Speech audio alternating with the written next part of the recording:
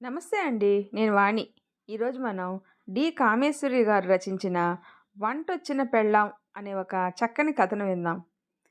ఏమిటి? అడిచినట్టుగా ఒక్కసారే అన్నారు తల్లి, తండ్రి, మా అమ్మ. అవును, నాకు ఇంజినీరింగ్‌లు, ఎంబీఏలు, ఉద్యోగాలు చేసే అమ్మాయిలొద్దు. హాయిగా ఇంటి పట్టు నుండి వండి పెడుతూ ఇల్లు, సంసారం, పిల్లల్ని చూసుకునే అమ్మాయి చాలు. అమెరికాలో ఎంఎస్ చదివి మంచి ఉద్యోగం చేసే పండుబాబు ఊరఫ్ చైతన్య తెగేసి తన నిర్ణయం చెప్పేశాడు. పెళ్లి చేసుకోమని అడిగిన తల్లిదండ్రులు ఇలాంటి కోరిక కోరిన కొడుకుని చూసి తెల్లబోయారు. అవును, నాకు వంటొచ్చిన పెళ్ళాం కావాలి. ఏదో మామూలు డిగ్రీ చదువుకొని కాస్త స్మార్ట్గా ఉంటే చాలు. అర్థమయ్యేట్టు మళ్ళీ చెప్పాడు. వంటొచ్చిన పెళ్ళాం అంటే వంటల్లో డిగ్రీలు ఉండాలా? అర్థం కానట్టు అడిగింది తల్లి. పో అమ్మా, అది కాదు. చక్కగా రుచిగా మన సంప్రదాయ వంటలు చేసే అమ్మాయిని చూడండి. ఉద్యోగాలు చేసే అమ్మాయిలు నాకొద్దు. నాకు తిండి సుఖం, ఇంటి సుఖం కావాలి. వద్దని మొత్తుకున్నా వినకుండా యుఎస్ పంపారు నన్ను. 4 ఏళ్ల నుంచి తిండి లేకుండా మాడిపోతున్నాను. ఇప్పటికన్నా హాయిగా కావాల్సినవి తినాలి. ఓర్ని, నీ తిండిగోలేమిట్రా బాబు? ఎవరన్నా అందం, చదువు, ఉద్యోగం కావాలంటారు. చూశాలే ఉద్యోగం చేసే అమ్మాయిల సంగతి. మా ఫ్రెండ్సు నానా గడ్డి కరుస్తున్నారు. కూరలు వీళ్ళే తరగాలి, కుక్కర్లు వీళ్ళే పెట్టాలి, గిన్నెలు వీళ్ళే తోమాలి. తరిగిన కూర పోపులో వేయించో ఇంత పప్పు కుక్కర్లో వండి ఇండియా నుంచి తెచ్చిన పచ్చడి ప్లేట్లలో వేసేసరికి చాకరీ అంతా వాళ్లే చేస్తున్నట్టు ఫోజులు, చికాకులు, కసుర్లు, విసుర్లు. సరి సమాన జీతం, సరి సమానంగా పని పంచుకోవాలని నినాదాలు.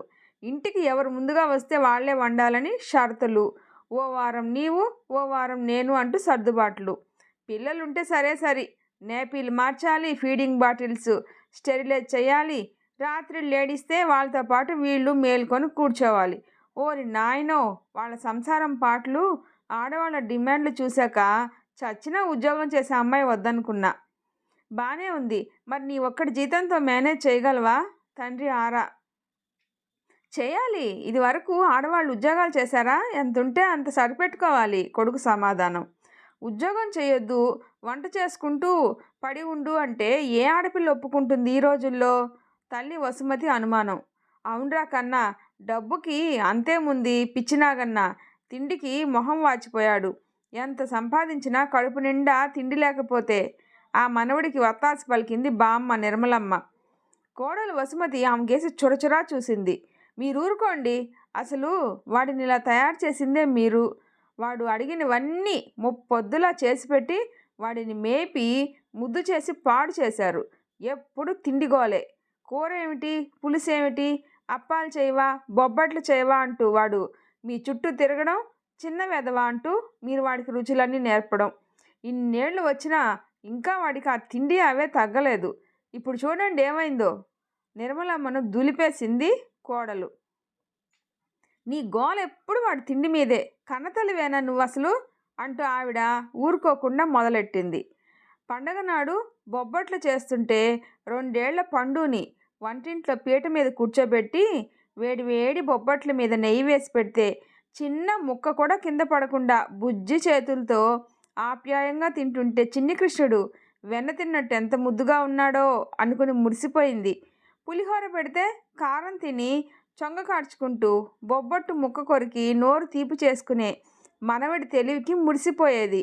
మనవడిని చంకనేసుకొని ఈ చిరుతిండి ఆ చిరుతిండి తినిపిస్తూనే ఉండేది నిర్మలమ్మ. చిరుతిళ్ళే కాదు, 3 పూట్ల ఏది పెట్టినా సుష్టుగా తినేవాడు. పిల్లాడసలు తిండికి అల్లరి పెట్టడమ్మా అని ఇరుగు పొరుగు వాళ్ళ దగ్గర చెప్పి మురిసిపోయేది. ఎదుగుతున్న కొద్దీ పండుగాడికి రుచుల యావ బాగా పెరిగిపోయింది. తిండిలో వెరైటీలు పెరిగాయి. ఎదిగే పిల్లాడు ఆకలి ఉండదా? ఆటలాడుకుని వచ్చి తింటే ఇనుప ముక్కలు కూడా అరిగిపోతాయి అంటూ ఇంత నెయ్యి వేసి కంది పచ్చడి కలిపి ఉల్లిపాయ పులుసు నంచి పెడితే గుట్కు గుట్కు మింగేసేవాడు. మా అమ్మ ఏది పెట్టినా వద్దనకుండా తిని పెరిగాడు. ఆ రుచులకు అలా అలవాటు పడిపోయాడు. ఇడ్లీ చేస్తే ఉత్తి పచ్చడేనా, సాంబార్ లేదా అనేవాడు. దోశలోకి కూరైనా, పచ్చడేది? పెసరట్టుకి అల్లం పచ్చడే కావాలి, పప్పుకూరకి ఇంగువ నూనెది అని అడిగేవాడు. ఇలా అన్ని రుచులు తెలిసిపోయాయి పండుబాబుకి. విస్తర్లో 4 రకాలున్నా పచ్చడి చేయలేదా అని డిమాండ్ చేసేవాడు. ఏమిట్రా నీ గోల, నోరు మూసుకొని పెట్టింది తిను అనేది తల్లి. కోడలు చూడకుండా మడిజాడి వంచి ఏ చింతకాయో గోంగూర పచ్చడో తెచ్చి వేసేది మా అమ్మ. వాడి 11వ ఏట నేనిక ఎన్నాళ్ళు బతుకుతానో, వాడి పెళ్ళి వేళకి ఉంటానో లేదో ఒడుగు చేయాల్సిందే అని పంతం పట్టి కొడుకు చేత పండుబాబుకి ఒడుగు చేయించింది మా అమ్మ. ఓసారి పక్కింట్లో ఆబ్దికం జరుగుతుంటే ఒక భోక్త ఆఖరి నిమిషంలో రాకపోయేసరికి, మీరేం అనుకోకపోతే పండుని ఒక అరగంట పంపిస్తారా, భోంచేసి వచ్చేస్తాడు, ఆదివారం ఇంట్లోనే ఉన్నాడు కదా అని పెద్ద మనిషి వచ్చి అడిగితే కాదనలేక ఒప్పుకున్నారు. మా అమ్మ తద్దినం భోజనం ఎంత బాగుందో, 4 రకాల కూరలు, 4 పచ్చళ్ళు, 4 పిండి వంటలు, నువ్వుల పచ్చడి, అల్లం పచ్చడితో 4 గారెలు లాగించాను. 13 ఏళ్ల మనవడి మాటలు విని మా అమ్మ నవ్వితే, వెధవా మరి ఇంకే, తద్దినాల భోక్తగా వెళ్తూ ఉంటే సరి, దక్షిణ కూడా ముడుతుంది అంటూ తల్లి మొట్టికాయ వేసింది. వయసుతో పాటే తిండి యావా ఎక్కువైంది పండుబాబుకి. హై స్కూలు, కాలేజీ చదువులయ్యాక ఉన్న ఊళ్ళోనే ఇంజనీరింగ్ చదవడంతో భోజనం ఇబ్బంది లేకుండా జరిగిపోయింది. అమెరికా వెళ్ళను మొర్రో, ఎంఎస్ వద్దు, ఇక్కడే ఏదో ఒక ఉద్యోగం చూసుకుంటాను అని వాదించి గోల పెట్టినా అక్కడ ఉండొద్దులే, ఎంఎస్ చేస్తే జాబ్ అవకాశాలు బాగా ఉంటాయి అని నెమ్మదిగా నచ్చచెప్పి ఎలాగో పంపించారు తల్లి తండ్రి. 2 ఏళ్ళు నానా గడ్డి కరిచి తిండికి మొహం వాచి నిజంగానే ఏడ్చేవాడు. ఏ గుళ్ళోనన్నా ప్రసాదాలు పెడితే వెళ్ళిపోయేవాడు. స్నేహితులు పిలిస్తే వెళ్ళి కక్కుర్తిగా తిని వచ్చేవాడు.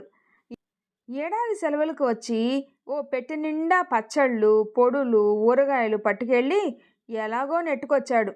తిండికి ఎంత ఇబ్బంది పడ్డా చదువు పూర్తయిపోగానే ఉద్యోగంలో వచ్చిన జీతం డాలర్లని రూపాయల్లో గుణించి చూసేసరికి ఇంకో 10 ఏళ్ళు ఇండియాలో ఉద్యోగం చేసినా ఇంత జీతం రాదు అని డిసైడ్ అయ్యి ఇండియా వెళ్ళాలి అన్న కోరికను అణుచుకొని కాలక్షేపం చేస్తూ వచ్చాడు. తన ప్రాబ్లం సాల్వ్ అవ్వాలంటే ఇంకా పెళ్ళి ఒక్కటే దారి అనే నిర్ణయానికి వచ్చాడు. అది సరే, మరి వంట చేసుకుంటూ ఇంట్లో కూర్చో అంటే ఏ అమ్మాయి ఒప్పుకుంటుంది ఈ రోజుల్లో? తండ్రి మళ్ళీ అడిగాడు. అందుకే ఎక్కువ చదువుకోకుండా బిఏ బీకామ్ చదివిన మధ్యతరగతి అమ్మాయి అయితే అమెరికా కాపురం అని చెప్పగానే ఎగిరి గంతేసి ఒప్పుకుంటుంది నమ్మకంగా అన్నాడు పండుబాబు. నిజంగానే అలాగే ఎగిరి గంతేసి ఒప్పేసుకుంది శ్రీవల్లి. కళ్యాణం వచ్చినా కక్కు వచ్చినా ఆగదన్నట్టు ఆన్లైన్లో మ్యాట్రిమోనియల్ కాలంలో ప్రకటన ఇవ్వడం ఏమిటి, 15 మంది పోస్ట్ చేయడం, సంప్రదింపులు, కుటుంబ వివరాలు చూడ్డాలు, జాతకాలు తిరగేయడాలు పూర్తయ్యాక అబ్బాయి షరతులకి ఒప్పుకున్న వాళ్ళ ఫోటోలు చూసి అందులో నుంచి 3 సెలెక్ట్ చేసుకొని 2 రిజెక్ట్ చేశాడు. శ్రీవల్లిని ఎంచుకున్నాడు పండు ఉరఫ్ చైతన్య. పెళ్లి చూపుల్లో అబ్బాయిని అమ్మాయిని వేరే గదిలో కూర్చొని మాట్లాడుకోమంటే అబ్బాయి గారు అడిగిన మొదటి ప్రశ్న, నా ప్రకటనలో పాయింట్లు చదివావా? నా ఇష్టం అంటూ ఉద్యోగం చేయకూడదు, వంట చేసుకుంటూ ఇల్లు చూసుకుంటే చాలు అని అడిగేశాడు. అమ్మాయి గబగబా తల ఊపేసింది. నా బొంద, బీకామ్ ఫెయిల్కి అమెరికాలో ఉద్యోగం ఎవడిస్తాడు? పాడు ఉద్యోగం నాకెందుకు? అమెరికా ఎగిరిపోయి ఎంజాయ్ చేస్తూ తన వాళ్ళందరి దగ్గర అమ్మో శ్రీవల్లి ఎంత అదృష్టవంతురాలో, అమెరికా సంబంధం వచ్చింది అని గొప్పగా అనిపించుకోవాలి అని ఆ అమ్మాయి ఆరాటం. అసలు తనకింత అదృష్టం పడుతుందని అనుకుందా? ఆ బీకామ్ అన్నా కంప్లీట్ చేయవే, లేకపోతే పెళ్ళెలా అవుతుందే నీ మొహం మండా అని తల్లి తిట్టిపోసేది. చదువు లేదని అప్పటికే 6 సంబంధాలు తప్పిపోయాయి. అందం ఏదో సోసో, ఫ్యామిలీ అంతకంటే సోసో. తంతే బూరెల బుట్టలో పడ్డట్టు ఉక్కిరి బిక్కిరైపోతుంది శ్రీవల్లి. అవును, ఆ అబ్బాయి వాళ్ళు ఇచ్చిన ప్రకటనలో స్పష్టంగా వంట వార్పు వచ్చిన అమ్మాయి అన్నారు. దీని మొహం దీనికి ఏం వంట వచ్చే? ఆ తండ్రి సందేహంగా అన్నాడు. ఎందుకు రాదు? బంగాళదుంపలు వేయిస్తా, పప్పు చేస్తా, చారొచ్చు, మొన్న పులుసు వండాగా. అమ్మకి హార్ట్ అటాక్ వచ్చినప్పుడు నేను చేయలేదా? గబగబా అనేసింది శ్రీవల్లి. ఏడ్సావు, నోరు మూసుకో. వంట అంటే 4 బంగాళదుంపలో అరటికాయలో వేయించడం ఏమిటి? అబ్బాయి అడిగితే వచ్చు అని చెప్పు, ఇలా వాగకు. ఈలోగా ఒక 5-6 రకాలు గబగబా నేర్పిస్తా కూతురికి హితబోధ చేసింది తల్లి. వంట చేయడం వచ్చు కదా, నాకు తెలుగు వంటలు నచ్చుతాయి.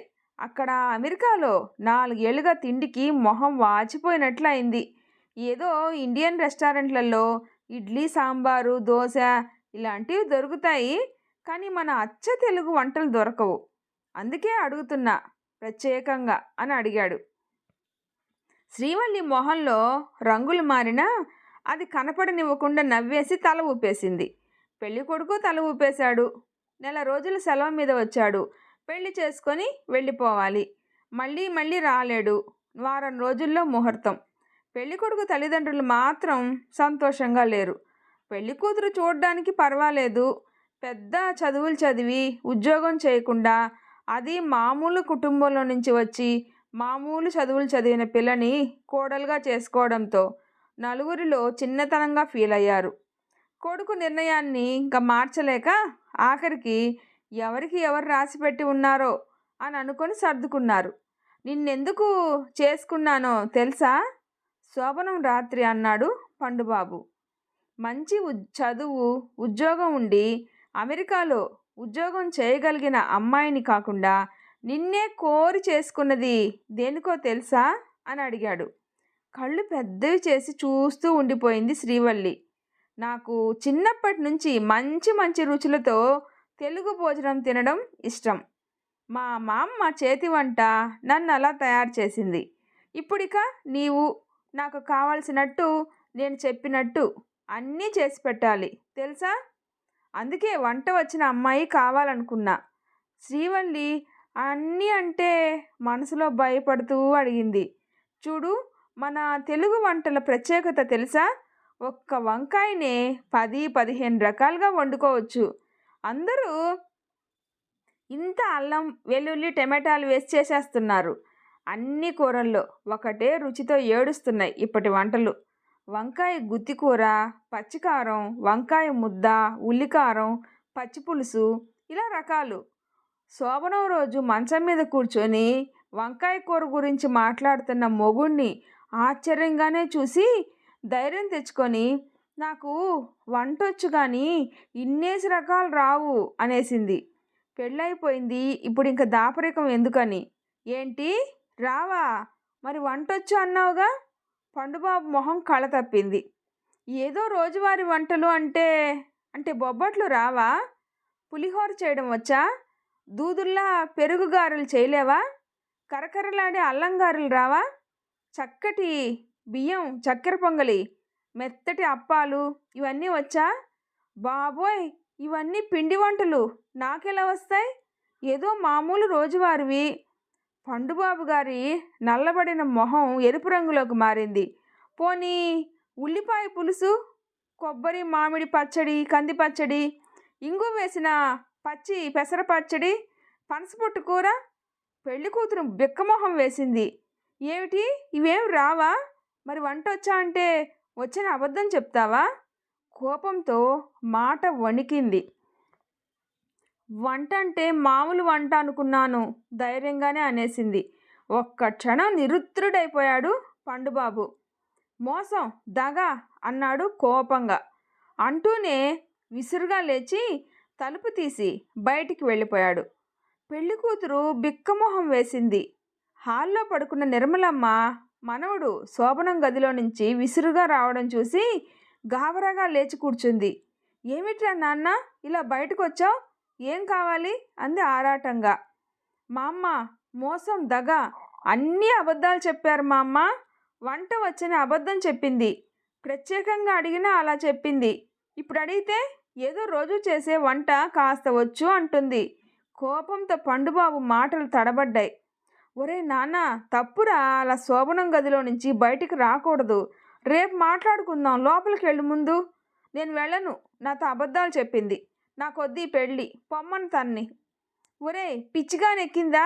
పెళ్ళంటే ఏమిటనుకుంటున్నావు? ఆట అనుకుంటున్నావా? అంత సులువుగా తెగిపోయే బంధం కాదు. ముందు లోపలికి వెళ్ళు. వంటకేం భాగ్యం? ఓ నెల్లాళ్ళు ఇక్కడే అట్టిపెట్టేళ్ళు, అన్నీ నేర్పి పంపిస్తా. ముందు నువ్వు లోపలికి వెళ్ళు గదమాయించింది మా అమ్మ. నేను వెళ్ళను, అన్నీ నేర్పి పంపించు, అప్పుడే శోభనం మొండిగా అని సోఫాలో పడుకుండిపోయాడు. తర్వాత ఎంత గోల జరగాలో అంత జరిగింది. తల్లి తండ్రి తల వాచేటట్టు చివాట్లు పెట్టారు. అత్తగారు మామగారు వచ్చి మొత్తుకున్నారు. అదేమన్నా వంటలక్క, అన్ని వంటలు రావడానికి? నెమ్మదిగా ఒక్కొక్కటి అది నేర్చుకుంటుంది, దానికోసం కాపురం చేయవా? నిలేశాడు మామగారు. ముందే అడిగాను, దానికోసమే తక్కువ చదువుకున్న పిల్లని చేసుకున్నా, లేకపోతే ఉద్యోగం చేసే అమ్మాయినే చేసుకునేవాడిని, డబ్బైనా వచ్చేది, దబాయించి తెగేసి చెప్పాడు. అంతా కలిసి నచ్చచెప్పి ఆఖరికి అందరూ కలిసి ఒక నిర్ణయం చేశారు. 2 నెలల్లో అమ్మాయికి వంటలన్నీ నేర్పి పంపేట్టు. సరే, ఈలోగా వీసా టిక్కెట్లు ఏర్పాటు చేస్తా, అప్పుడే కాపురం అంటూ అమెరికా వెళ్ళిపోయాడు పండుబాబు.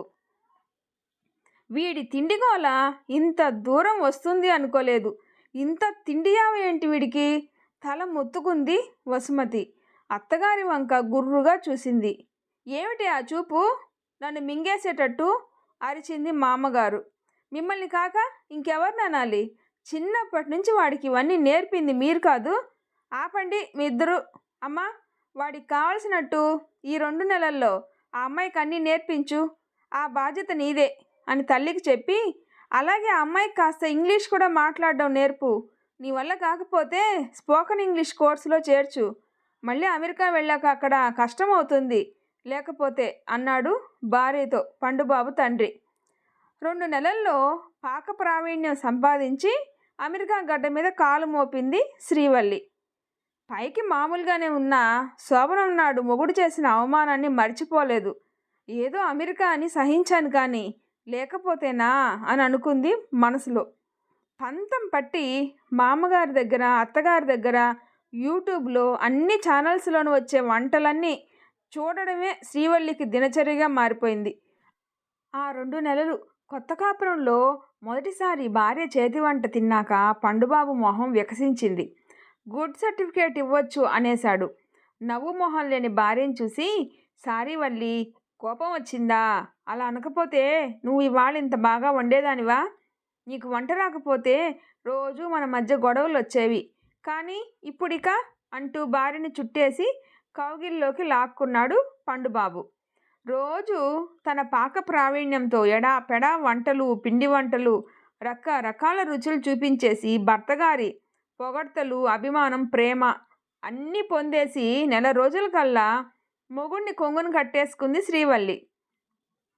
4 ఏళ్లుగా మిస్ అయిన రుచులన్నింటినీ నెల రోజుల పాటు తనివి తీరా ఆస్వాదించేసి తృప్తిగా బ్రేవుమని తేంచేసరికి శరీరం ఓ 2 కేజీలు పెరిగి పర్సు చిక్కిపోయింది. చిక్కిన పర్సు చూసి బెంబేలెత్తిపోయి, ఏమిటి సరుకులన్నీ అయిపోయాయా? అప్పుడే 3 నెలలకు సరిపడా కొని పడేశాను కదా అన్నాడు. 2 పూటలా స్వీట్లు, హాట్లు, 2 కూరలు, 4 పచ్చళ్ళు, 6 పప్పులు తింటే అయిపోవా డియర్ హస్బెండ్ అంది గోముగా శ్రీవల్లి. ఇదిగో ఇంక చాలు, రోజు ఇలా తింటే ఇల్లు ఒళ్ళు గొల్లవుతుంది. రోజు ఇన్ని చేయాలంటే నీకు ఓపిక ఉండాలిగా. ఇక మామూలు వంట వండు. నా మాటకేమి లేండి, వంట చేయడానికేగా నేనున్నాను. అదును చూసి దెబ్బ కొట్టింది శ్రీవల్లి. ఇదిగో పెళ్లి చేసుకున్నావు, పార్టీ ఏది అని నా బెస్ట్ ఫ్రెండ్స్ 2-3 చంపుతున్నారు. రేపు ఆదివారం వాళ్ళని మన ఇంటికి పిలుస్తా, నీ పాక ప్రావీణ్యం అంతా చూపించు. ఇంకా ఆ తర్వాత సింపుల్ మీల్, అలా అని మరీ రుచి పచ్చి లేకుండా కాదు, చేసింది 2 వంటలైనా రుచి మాత్రం అదరాలి అని చెప్పి బయటికి వెళ్ళిపోయాడు పండుబాబు. బాబోయ్, మీ ఆవిడ వంటలు తిన్నాక ఇక రేపటి నుంచి మా మొగుళ్ళు మమ్మల్ని బతకనీరు, ఆవిడ్ని చూడు అంటూ దెప్పి పొడుస్తారు అంది ప్రసాద్ భార్య యామిని. పర్ఫెక్ట్, వంటలు ఎంతో బాగా కుదిరాయి. ఎన్నాళ్లుగానో తినడానికి నోచుకొని భోజనం దొరకడంతో ఆ 3 జంటలు ఆవురావురుమని గిన్నెలన్నీ ఖాళీ చేశాయి. పండుబాబు గర్వంగా కాలరెగరేశాడు.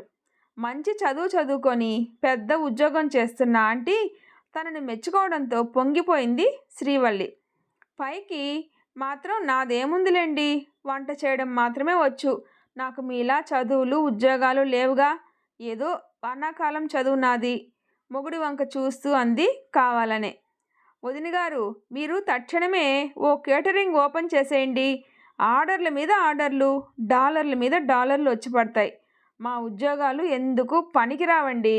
మీ సంపాదన ముందు అచ్చ తెలుగు తిండికి బ్యాచిలర్స్ మొహం వాచిపోయి ఉన్నారు.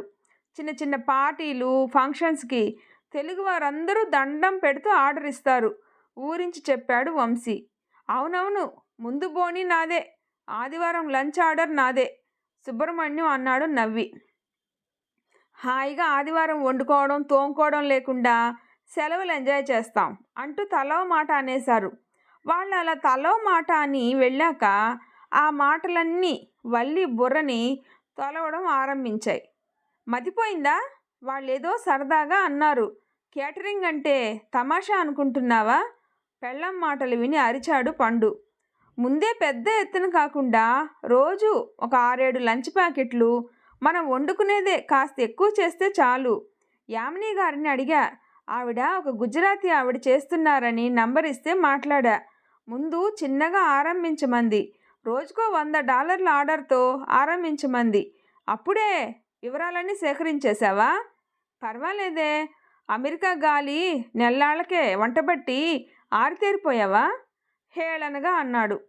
చదువు లేదు, ఉద్యోగం ఎలాగూ రాదు. ఏ చిన్న ఉద్యోగం చేయాలన్నా ఇల్లు వదిలి బయటికెళ్ళి రోజంతా కష్టపడే బదులు ఇంట్లోనే ఉండి కాస్త ఖర్చులకి సంపాదించుకుంటూ ప్రతిదానికి మిమ్మల్ని అడగక్కర్లేకుండా నాకు డబ్బు అవసరం ఉంటుందిగా.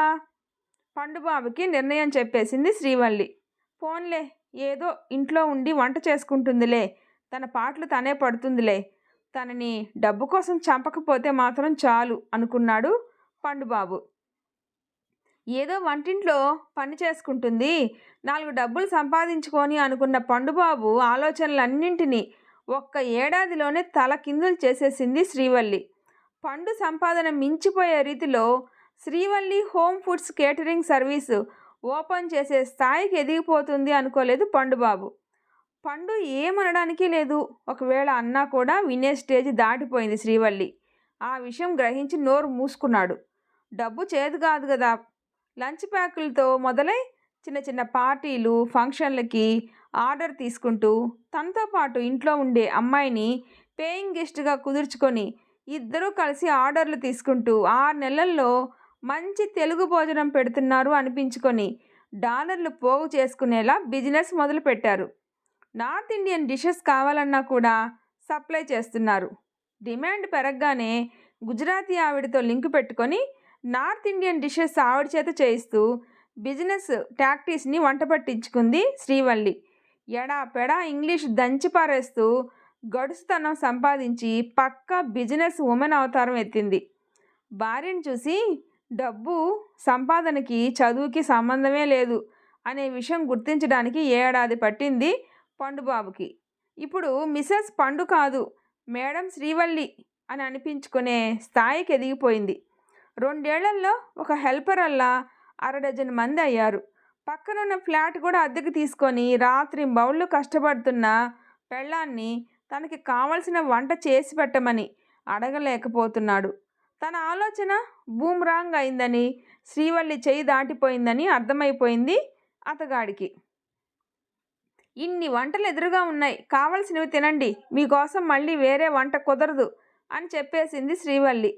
తెలుగు వంట తప్ప తినడం ఇష్టం లేని పండు ఇప్పుడు ఉదయం బ్రేక్ఫాస్ట్కి ఏ సమోసానో కచోరీలో డోక్లాలో తింటున్నాడు. పప్పు ముక్కల పులుసు బదులు సాంబారు, రాత్రి చపాతీలు కుర్మా బేళ్ళు తినడానికి అలవాటు పడిపోయాడు.